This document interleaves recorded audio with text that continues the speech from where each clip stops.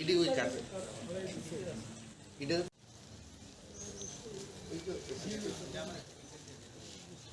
Building একদম ভালো, একদম ভালো। এটার ভিতরে চেয়ার টেবিল এই বিল্ডিং এর চেয়ার দেখলাম।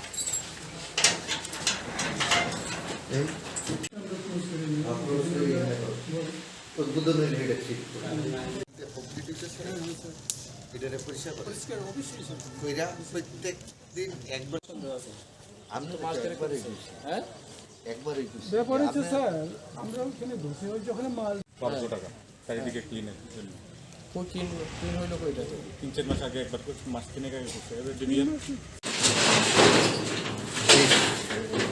সুন্দর রুম স্যার অফিস করার লেগে এই রুমে ভিসারি অ্যাসিস্ট্যান্ট বইতারে এত সুন্দর রুম এতদিন থেকে সুন্দর রুম দেখলেন না কেন আপনারা?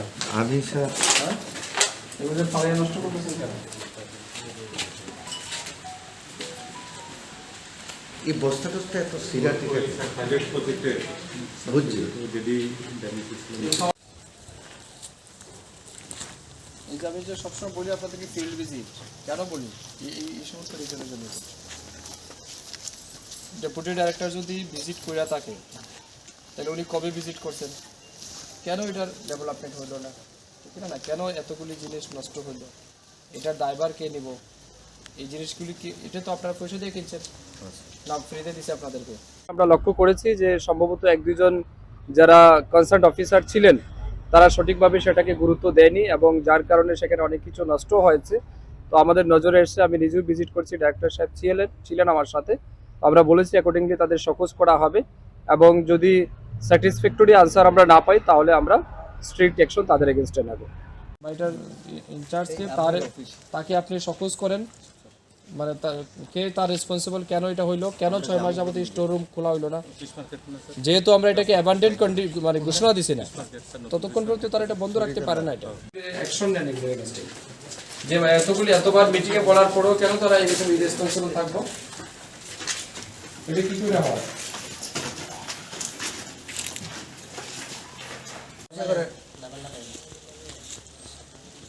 ইডি সামনে ড্রেসিং করে দিয়ে এটা একটা ঘর পরিষ্কার করে এটা সব একদম ক্লিন অফিস যেন বসে ঠিক আছে ভাবেন তো ইডি একদম ঝাড়ু টাড়ু দিয়ে তারালে খুশি